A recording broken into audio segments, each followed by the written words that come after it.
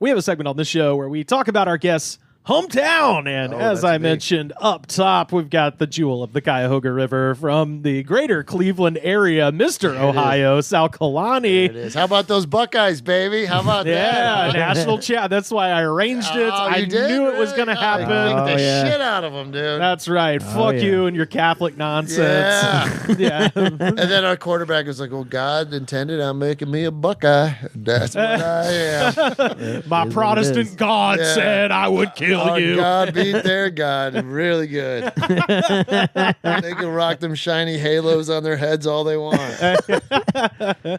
Take your indulgences back to South Bend. Yeah, we flogged them. Is that what they used to do to each other? Yeah, they flailed and flogged. Yeah. Send them up to Golgotha where they belong. I couldn't help, I don't know, I was in Oregon that weekend and they just beat the Oregon the weekend before and I couldn't help but bust their balls about it. I was like, yeah, we're the team just beat. I don't know, sometimes I love to start with pissing the whole crowd off. Let me dig out of this hole. But yeah, it was fun, busting their balls about it. Well, Cleveland, I think is what you claim, but the suburb nobody knows the suburb of North Olmsted. Is there an Olmsted? I couldn't figure this out. There's an Olmsted Falls. Just south of it. Gotcha. And I believe there's a man named Olmsted. Yes, yeah. Now there's different Olmsteds. There's another Olmsted who helped to found a lot of national parks and stuff. But I don't think Central Park, right? Not related. I don't think this is that Olmsted. Different one. Different Olmsted. Yeah, and I don't know much about this Olmsted. Yeah, but I lived in his north part. Basically, he was just a land baron in Ohio, northern Ohio, in the early 1800s, and the town was originally called Lenox, and then Lenox, and apparently Olmsted's grandson was like, hey, I'll donate a bunch of his art if you name the town after him. So then I'm wondering, why is there two? Did they have one big one and then they divided it up like North Dakota, South Dakota? I think something like that. Yeah, because he's got North Olmsted and south of it is Olmsted Falls. It's Olmsted Falls, yeah, but that was the original name was Lenox apparently. That's but crazy. There's Pasadena and South Pasadena. Yeah, that's right. True, that's true. Altadena, which is Spanish for the other Dina. Oh, look at this. It means above Dina. I know. That's George Coffee joke. Love it. But yeah, it's the home of Moen Faucets. Oh, really? Yeah. I know Moen. Yeah. You ever wash your hands in the sink? Yeah, there's the faucet Moen guy. Yeah, they make them in your town, bro. And it's in North Olmsted? Yeah, dude. And friend of the show, Andrew Lopez, is from Pella, Iowa. So I'm racking up all the Home Depot stuff. I know the Pella windows, hometown, and now I know Moen Faucets. Peloton. Hometown. I do know the rumor was we were in the Guinness Book of World Records because our section had the most restaurants, but they're mostly fast food in a certain few square miles or something like that. How many restaurants is that? I don't know. There was hundreds of my thing. I mean, there was a bunch. It was a little suburb. And then we were known for is our mall, the Great Northern Mall. And that had a bunch of restaurants in it too. And people would come all over from Northern Ohio to go there. Okay. It was fun in this winter. They'd have those giant mounds of snow and we'd go and fight King of the Hill on that.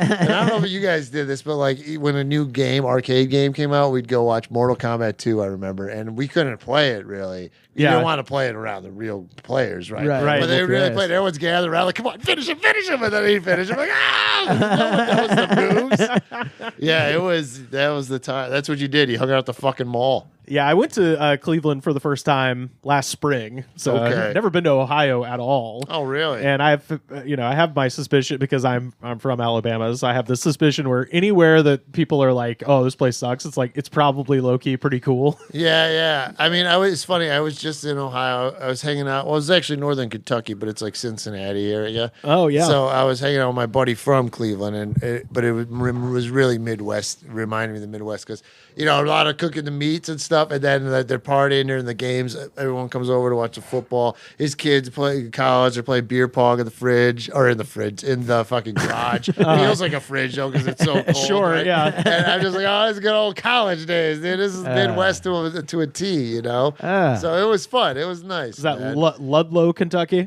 No, this was what is it, like Burlington? Oh, okay, right on. I just know Dave Waite is from Ludlow, which is he's like it's Cincinnati, but it's on the other side of the river. That whole area. That's true. Well, like I always do, I like to look up a little bit about the town before we get into the questions. And with this, I said this last week when Jay Light was here. If most of the Google results for your town is just the obituaries of old people, it means there's not a lot happening. Okay. But How did mine do? How did mine come up? That's most of it. There were a couple of shocking stabbing murders that happened outside of an Eagle gas station. But as far as funny things, I found one. Okay. This is from last April, North Olmsted, Ohio. The problems began about midnight on April 3rd, when officers were dispatched to a Clegg Road home about a noise complaint. The officers found a man in his driveway. Again, this is midnight. They found a man in his driveway playing a radio and revving the engine of the car that he was working on. Frank the Tank, that's all. That is Frank the Tank behavior. Just at nighttime. Officers advised him of the noise complaint and asked him to turn down or off the radio and to wrap it up working on the car because of the time. The man, who appeared to have been drinking, slurred his words, agreeing to comply, but then jokingly stated he would turn the music back up as soon as they left. Wow. So I love just drunk motherfuckers. I'm just kidding, but I'm going to turn it up as soon as you fucking leave. Dude. Psych! Slow ride! I'm just kidding. It's always good to tell the police when you're about to do a crime. They prefer that. Because you're so fucking stupid. The officers told him not to do it. Fucking pigs. Don't you do it! Try to stop me from having fun. Two more times over the next hour. So in case you were wondering if this man is Caucasian or not, 2 more times over the next hour, the cops warned him again about the noise complaint. Yeah, so he would have been Swiss cheese if he was any other race. Pretty entitled, yeah. Yeah. On the third occasion, at about 1 a.m., officers arrested the man for disorderly conduct. So it took him 3 times of this guy just fucking revving the engine. Lord. Yeah. More than a feeling. And Fuck you, copper. yeah. On the third occasion at 1 a.m., he arrested him, and since he was not obeying their instructions to keep down the noise, the defendant said he did not care about fines. He could do what he wanted, and repeatedly said his neighbors were targeting him because they blamed him for a fire that burned down their fence. I was like, he burned the fence down. Yeah, definitely. He 100% did that fire. Crazy as hell, dude. Well, are you taking me because I think I'm burning on a fence? You know, You want me to turn my music down? I'm going to set your fucking fence on fire. I'm going to fucking do it again. I'm going to do it again, too. one Piece of time shit. I was coming off a Clegg Road, dude, and I hit a bicyclist with my car. Now I think it was Clegg. It might have been one over, but there's this big street in the area called Lorraine, so that's the big one you're gonna turn. So I stop at the light. I look to the left. Nobody's coming. You can make a right on red. I turn right, and the second I turn, I hear. And now I'm the caretaker of the Overlook Hotel. Right, yeah. So, and I want to tell you this. I don't know if you ever hit someone with your car before, but when you do, the very first thought in my head is like, hit the gas, go! Yeah, we can get away with this. We didn't see anything. Thank God I didn't. I stopped, and because the guy who also stopped across the street was an off-duty cop. Yeah. Okay, and so, and then the cops came, and there was this guy, and he was kind of a little, I don't know, messed up. But then this cop came and was talking with him. I was like, Were you driving like an asshole again? Yeah, right. No, he was coming against traffic the wrong way. Okay, so He's at fault. So he's actually at fault, right? And I stopped at the light and stuff. So then the cop comes up to me later and he goes, "Look," he's like, "We know this guy. This guy's been known to go into like retirement communities and wait for him to back up and then get hit and be like, oh, just give me $50 and I won't report it." So he's like, he's kind of like a known scammer, Right? So he was purposely driving on the wrong side of the road. I didn't see him at all, right? So he'll take a header and then shake you down. For Right. Yeah. So then like an ambulance had to come and everything too. But then the whole thing though was drama. Like he tried to keep scamming, so I had to go to court. They subpoenaed the ambulance drivers because he wanted to say I hit him in the crosswalk, but I didn't hit him in the crosswalk. And the ambulance drivers like, we came after the fact. We had no idea where you were. So it was all a big thing. And the cop who had my back came and he testified. But yeah, I was so pissed that I had to go through all that because someone's lying. You know what I mean? I was on the. It is a weird You should feeling. have sped off. I know. It was a weird feeling. Hit someone. You're right. Yeah. I was never. Oh, it was such a trip. I will never forget it. I was like, oh, and I was like, I'm glad I did it. No, yeah, I'd have yeah. been in jail because that fucking undercover cop was now if no one was around. I mean, you know. I was on the other end of that when I was a kid. I was crossing her crosswalk, and this lady like smashed on her brakes and didn't hit me that hard, but bumped the bike enough to like where the bike went over. So I didn't go. Okay. I didn't go over the car, or under the car, or anything like that. It was just kind of like she made a quick stop, bumped me over, and then gave me $50. And I was 12 at the time. I was like, I'll never need money again. I'm gonna get hit every Sunday. I was like, I won't say a word, ma'am, but totally paid me off. Dude. Yeah. Like apparently, so Carly and her brother have been run down by cars. Wow. Like Carly said, it was shit. the inciting incident that got her to move here. Whoa. Yeah, you got when next time she's on podcast, you got. I weirdly, there's a lot of comedians I know that have that similar story. I think it's the guy their heads in the clouds, full of dreams, and I was like, holy shit. Yeah. But like, so one time me and her went to this like fancy schmancy like tapas place. Like we'd saved up our money, like let's go out to eat, let's do something nice. Yeah. And it was like they give you small plates one at a time, and like we waited for a long time to sit down.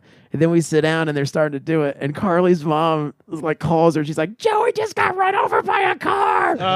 And she's like, slow down, Mom, slow down. He's like, I'm in the hospital. It's terrible. And then she comes out like, this is going to be our lemongrass. And so they've got like 18 more courses to go. And I was like, you want to leave? And she was like, I mean, we waited so long. And like the whole time she's like, calm down, Mom, calm down. Here's our cucumber full of bone marrow foam. Yeah, exactly. There's nothing exactly, you could do. No, what can you do? That's what I kept saying as I was like sloppily eating. I was like, there's nothing you can really do. They're in Illinois. Like, what are we supposed to do? And then I was like, Do we tip fully? I mean, that wasn't like the most fun. I'm gonna ruin my meal. yeah, I'm not gonna ruin my meal. And pull my switch out and shit. Yeah. But yeah, no, he's her. Long story short, her brother's okay. Okay, But that's good. But people be getting run down. Oh, yeah. By the way, while in a holding cell, the police allowed this guy to use his phone to arrange for a sober party to pick him up. So again, if you're doubting the caucasity of this person, that is shocking. Caucasity. Like they told this guy 3 fucking times That's to turn crazy. it down. They arrested him and they're like, all right, if you could. They don't want to do paperwork. Yeah. They're not into reading and writing. You can tell in they the didn't have city. much else going on either. Like, go back to Hanks. Yeah. Well, so they give him his phone back to call a sober person to pick him up, at which point he began texting his neighbor and threatening to burn down the house. That's Motor in! Fuck you, buddy. I'm going to still threaten you from the jail cell. From the jail. So the neighbor just sent the text messages to the judge, and then he got charged with menacing as well. Yeah. Wow. That sucked. Don't have to live next to someone like that. Yeah. Oh, that would suck so hard. Yeah, it's also one of those where you're like, it seems like this problem will eventually take care of itself. Like this man will get hauled off to jail. Yeah. I mean, we had roughly this guy living across the patio for a long time before you moved in, where it was just. I was like, not the dude when I was here. Yeah, that was nice. No, not those guys, but the family that was here when I moved in here in 2012. There was a family across the street, and they were very nice. But about once every 3 months, their son would come out of jail and come home, and it would just be fucking chaos until he got sent to jail again. And at one point, the guy's brother and his dad had to like beat him into submission with flashlights. And while we were watching, I kind of get it. You're like, that won't be here forever. Yeah. Someday the flashlights are coming out. Yeah. Well, I saw it, and then of course I'm nosy, so this was when the mailboxes used to be outside. So I was like, I'm gonna go pretend to check my mail, and it was just him and his girlfriend sitting on the curb, and he was just spitting blood into the gutter. Oh my Like they God. beat his ass with flashlights. He got his ass beat by his own father and brother with a bunch Wonder of why he ended up in jail. you know. No, I became aware of that situation. This is when I lived downstairs. I had the window open, came home from work, and I was like taking a nap, and then sometimes things from the outside will start coming into your dreams. Just in my dream, I was just hearing Johnny, and then I woke up and realized it was real, and she was like holding him back from fighting his own father. I was like, okay, this is the guy. I've told this before. I was sitting editing the podcast downstairs, and he comes outside, and I'm like behind the curtain right by the sliding glass door, so he can't see me, but I can see him. And he comes outside and hits weed out of a Sprite can and just goes "Soy loco" to nobody, and then played Little Rob's Summer Nights really loud. So I just yelled, "I'm crazy" to everyone. But yeah, let's get to these questions. We're gonna take a tour of Sal Calanni's North Olmsted, Ohio. North Olmsted, Ohio. Cleveland area too. I might have to. Oh, you can expand it out to Cleveland. All right, we'll see. All right. Question 1. What was the incident? My high school got burned down. Oh, Jesus Christ. So I was in 8th grade though. It was like the last week of school, going into summer. Uh-huh. And I remember being in the bus in 8th grade, and the bus driver told me as I was getting off. And then I was a freshman the following, 3 months later, I had to go to that school. So the whole thing was a burn down. The guy, and I knew the guy because I had an older neighbor who was friends with him. And so I met him before when I was young. But anyway, The guy who burned down the school? Yes. So I knew of him once I heard The who it was. arsonist. Yeah. Right. So he went for the records first. That's going to be on your permanent record. So he went to go burn that section of the school first. Holy shit. Leave no trace. Yeah, that's what they get in their mind, and it's so important. So he went Perfect crime. for the permanent records. He totally cleaned. So he went in and tried to burn that. So the whole front of it was burnt. So even when I went to school, like the first year, I remember you had to go the one hallway. You had to go outside to get to the hallway because that whole section got burned up, and it was all black and ashy and shit. Like, yeah, Probably unsafe to be in there. it wasn't. Yeah, it probably didn't help with the lungs. But then, then the next year it was nice. Like in 10th grade, they had like a whole glass opening, and it was really it was done up pretty nice. What was the motivation for burning the school down? I think he didn't. They probably had some bad records on him, some bad permanent That's records.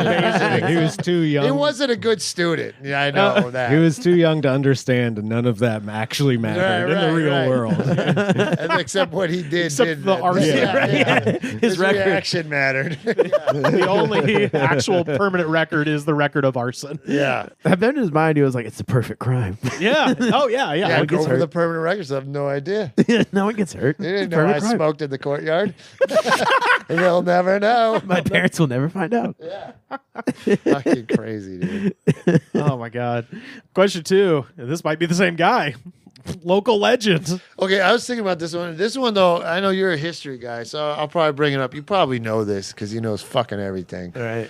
But you've heard of this guy, Al Capone. Sure. Yes, And absolutely. You heard who brought him down, supposedly the cop that brings him down, Elliot Ness. Yeah. Do you know what Elliot Ness did after Chicago, though? No. What is. He Well, went to Cleveland. oh, okay. He took a job in Cleveland. So in Cleveland, there was a series of murders called the Torso Murderer. Oh, And- yes. Yeah, see, we'd cut people up and leave their torso or whatever. And now there was to be like homeless people and prostitutes, I think he'd do it too. Yeah. And then Elliot Ness was on the case. And Elliot Ness couldn't solve the case, and they gave him so much shit. He became an alcoholic. He became penniless, and like Cleveland kind of fucking ruined Elliot Ness. That happened to Elliot Ness? I That had no happened, idea. yeah, no one knew. There's a great place called Great Lakes Brewery in Cleveland, and they have a Elliot Ness beer. They have a Burning River beer because Of the course. river caught on fire in Yeah. '69. So 3 times, right?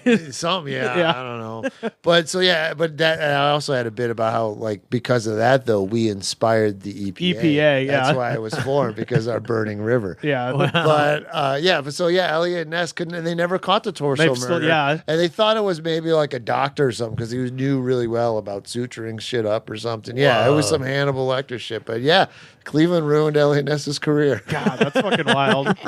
Yeah. I think His whole life, it sounds like. Yeah. That's why you got to leave Cleveland. You don't go back. You don't go. You're like, I'm the star of Chicago. I'm going to take this gig in Cleveland.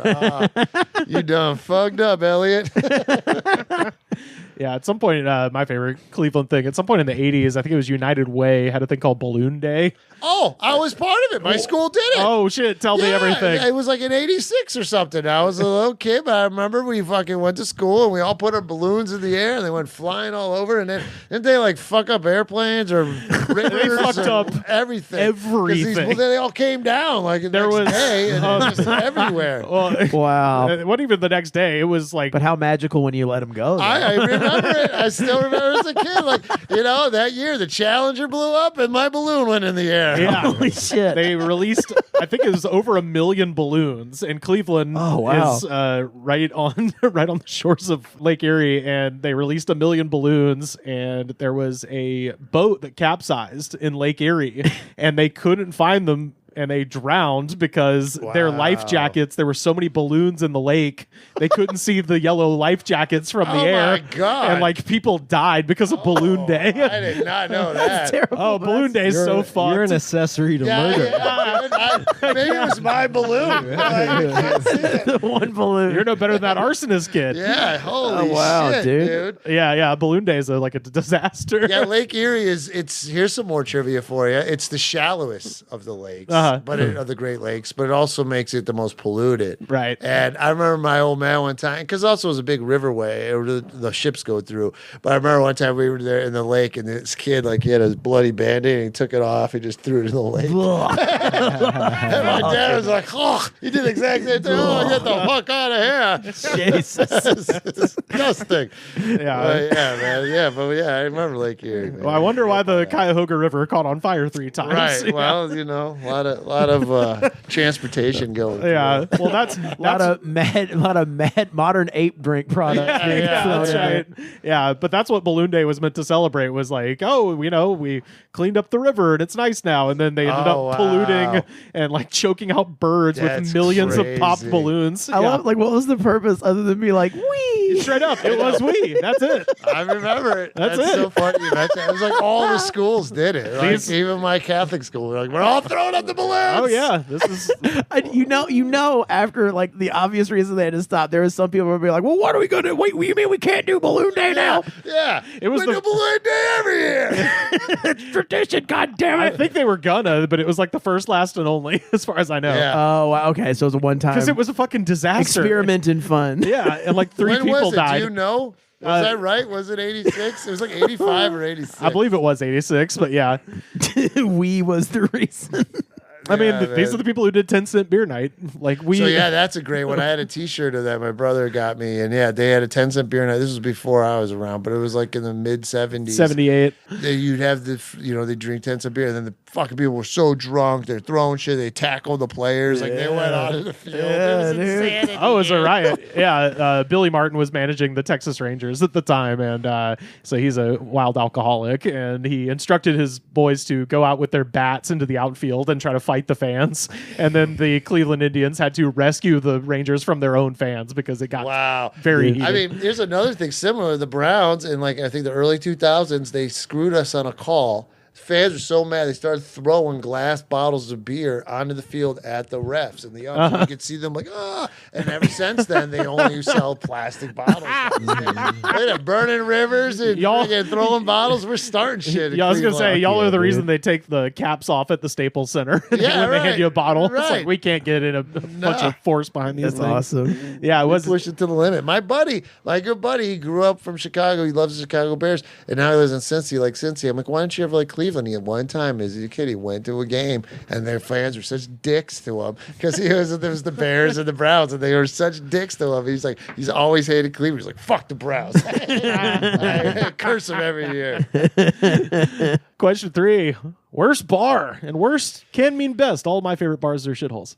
See, I don't remember much about this, because I'd have to say we went to some of these North Olmsted bars, and they were pretty bad. Damn it, dude. I can't remember their names, but okay, there was this one. It was on Great Northern Boulevard. And Sly Fox, that's what it was called. Okay. What a name. So the Sly Fox had karaoke, and you never go to the karaoke. And we're comics, and my buddy and we would love to joke around and do silly ass song, doing the voices, whatever. And we did. My song was Cecilia by Simon and Garfunkel.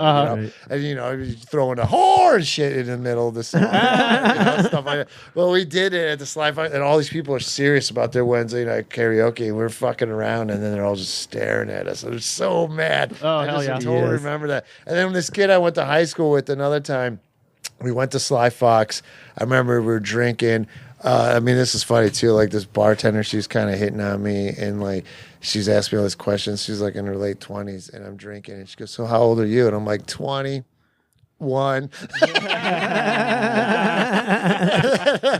But then this guy we knew, he was drunk, he was brokenhearted, he was this big heavy set dude. He went around, and there's a softball team, and he fucking elbowed like every one of them in the back when we were leaving. Like he called me and my boy to go hang out with him for his birthday. It was sad. You know? Like, I'll buy you drinks. Come hang with me. So we did, and then he fucking riled up this whole fucking softball team. And then they he didn't know him. He was just fucking with him. Yeah, he tried to start this fight, and then we're like, oh, there's 3 of us. I'm like, oh, this is the worst birthday ending. So I'm like, let's go out. So we go outside, and they're meeting us outside and want to fight, and then they're pushing each other.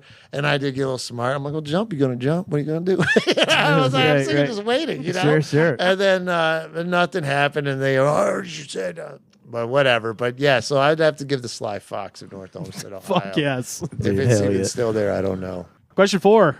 Best local food. Now, this is what I was thinking too, and this is what I'd have to say because it's big over there, the pierogi. Pierogi, that's what I had, man. Yeah, and I don't have much pierogi. And my mom, but she just like they have the frozen ones bought, so I never really get. I mean, my buddy Conrad took me a good pierogi joint in New York one time. But yeah, people forget there is an Eastern European influence in Cleveland. Yes. And yeah, the pierogi is big there. Yeah, it's like a Polish dumpling. Yeah, basically, it's like a dumpling with mashed potatoes in it. Oh, it's so good. Yeah, and I used to live in San Francisco. It was kind of like a Russian neighborhood, partly, and Chinese. And like the Russian part, they would have pierogi. Yeah. And but I don't know. I haven't had one in so long. The last, I guess. Can you get one around here? I don't frozen ones. Maybe, yeah. I've made something with frozen pierogies and like sausage. What do you just put oil and little chive on it or something? Yeah, you just cook it in the pan, and then I mean that's what I did. I just like cooked it in the pan. And there's a Polish restaurant in Santa Monica on Lincoln down there somewhere. I'd imagine they probably have it, but nothing in Eho. Nothing in Eho. But no, the last time I was there, I went to West Side Market. Which that's a great place. The West Side Market, amazing. So it's kind of like the Farmers Market or Grand Central Market here. It was I think opened in like 1912. So.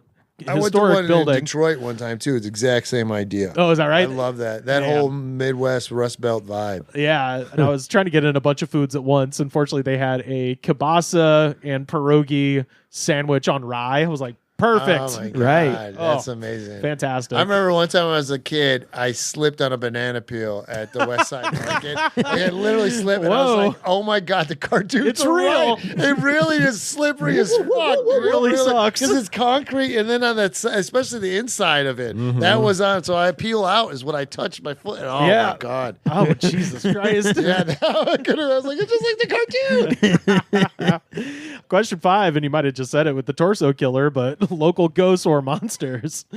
Well, Jeffrey Dahmer lived. Oh, yeah, sure. That was more Ohio, though. I don't know if he wasn't in Cleveland, but I did remember hearing a lot about him. But his first murder was in Ohio. Yeah, the jogger, the lone jogger. Yeah. Or was that an attempted? Sorry, I think that was No, he killed one. Oh, okay. His first kill was there, and then he Shout went out to to Wisconsin. Shout out to Rick Wood, his album Lone Jogger, which is what that's a reference to, I believe. Yeah, I don't know any like ghost story or anything pretty scary about. Yeah. I mean, the Elliot Ness thing was definitely. I learned that because I went to I was on a date. I went to a musical. I was like, about the torso killer? Cleveland. Yeah, dude. I went to the torso thing and I was like, they found my tummy in the woods. I was like, holy shit. In the woods? I didn't know this. Who's the doctor that's killing them? He was drinking Manifesto Mango. Nickel beer night at the Broadway stand. Holy shit. Yeah, we had Heather Winter on the show and talked about the melon heads from Ohio, which is my favorite thing. It's like a genetic experiment that got out of hand, and these children supposedly haunt the woods and have like watermelon elongated heads. And they just wander the woods singing, "We're the melon heads," and it's my favorite personal cryptid from any state. I do remember I hung out in the woods a lot. Like that was a thing you did. Like, and I will say when I just went back this last time, like you see all the trees. Like you don't have woods like out here. Even like, and I lived in the SF was cool. But the redwoods is dope, but that's only certain areas. But there, it's just you're landing the plane, you see all the trees. Yeah. Well, the redwoods are cool, but also there's a shitload of people that go to those. Right. But you'd have the whole woods to yourself. We'd play the woods all the fucking time. Oh yeah, drink in the woods even in high school. The woods was the spot, dude. That's where you went. South is very similar. Yeah. And then last question: favorite thing that's not there anymore? Well, we'll throw this out. It's probably back on the east side, but we used to go right downtown. My dad used to go to this Italian market, And that was always the best. And like, you know, you'd get the big jar of the olive oil and you get all the fresh meats and the cheeses, and you see the old Italian guys serving it all and all that. And then, but then it had to move because they built the ballpark there, Jacobs Field. Oh no. Yeah, so they put that there, and then they had moved to the east side, but the east side was kind of rough. You know, that's where Bone Thugs is from. And like E1999. Yeah, that was big when I was there. I used to work at the ballpark, and this kind of helped open my mind up a lot too, because sometimes I was like the only white dude in the kitchen, right? So it was like my first real like hanging out with black people and a bunch of like kids my age and getting to know, you know, people are people and shit, even though you grew up on the racist west side. Like Cleveland, right? Wow, the cops are nice to me over here. Yeah. So they let me do whatever I want. Right. It was really cool to like, you know, that opened my eyes to see a whole lot. But yeah, I do remember, when Bone Thugs came out, I would always joke because everybody knew like the lyrics and they'd be saying the lyrics really fast. Yeah. And my one part is the guy in the kitchen would just be like, and I'm going to miss everybody. Yeah. I'm gonna miss everybody. But yeah, dude, that was, but yeah, then there was this other market on the east side when they opened, and I remember going there, and they had like a guy with a huge fucking gun outside, like military guy. Whoa. Like, yeah, because it's a lot sketchy on the east side. Like he's man. protecting a weed store here. Yeah, but it's fucking baguettes, you know, the Italian bread. Yeah. You know, but so, yeah, I would say that. I miss like that kind of old school, like Italian deli kind of thing. Yeah. You know what I mean? Yeah, where you got the guy's forearm hair in your sandwich. Yeah, Oh, you know the it's best. real. Yeah, You know, that's how you know it's real. Deal, dude. Hell yeah. Well, that is a tour of Sal Calanni's. Yeah, North Olmsted, Ohio. Let's go Eagles.